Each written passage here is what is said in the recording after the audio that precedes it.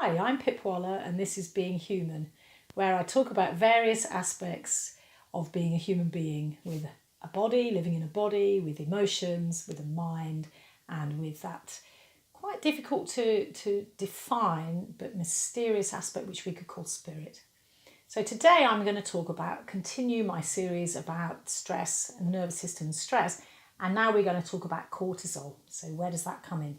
So, okay, the brain decided something scary is happening, something life-threatening, and it told there's quite at the heart of the brain, there's an area called the hypothalamus, and it activated the hypothalamus to say, switch on the sympathetic nervous system, quick. It's a bit like, I don't know, the captain of the Starship Enterprise sticking on the alarm. There's an alarm.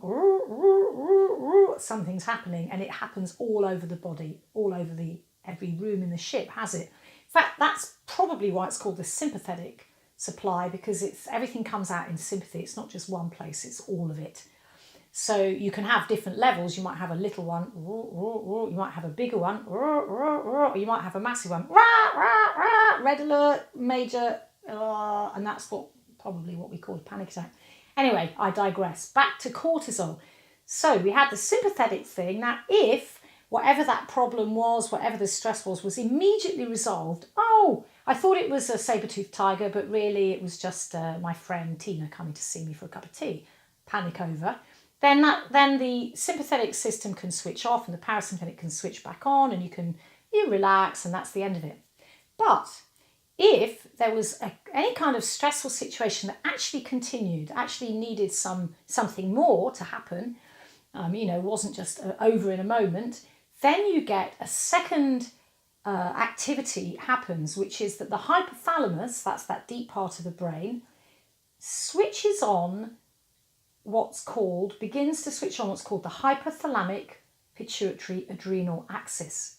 Now that means the hypothalamus tells the pituitary gland, which is a P-shaped gland, it's like you put your finger between your eyebrows and another one in your temple there, where those two fingers meet, roughly is the pituitary gland, tiny little thing, same size as a pea.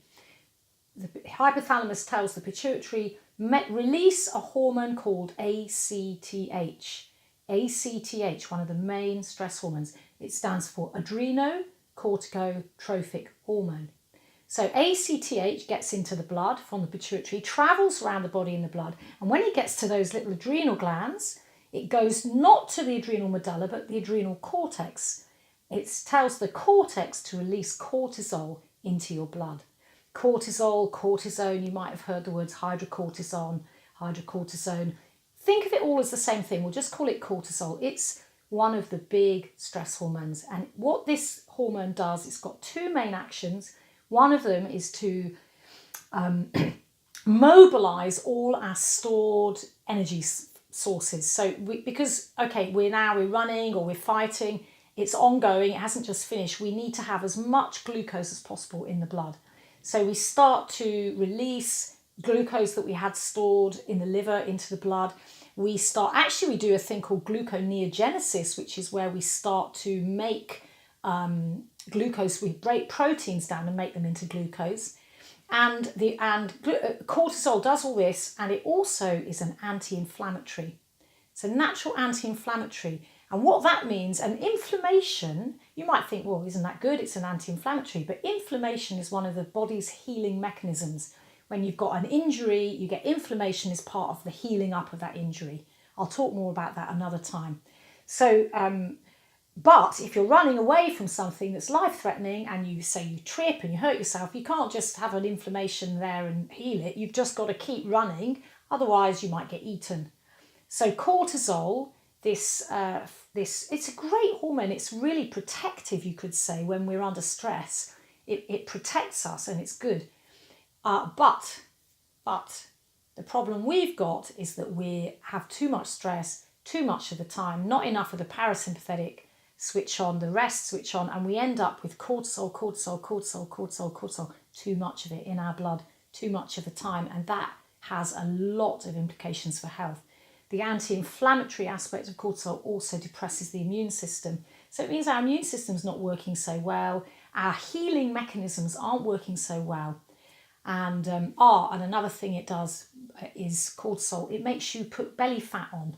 It must be some way of, okay, we've got long-term stress, long-term cortisol.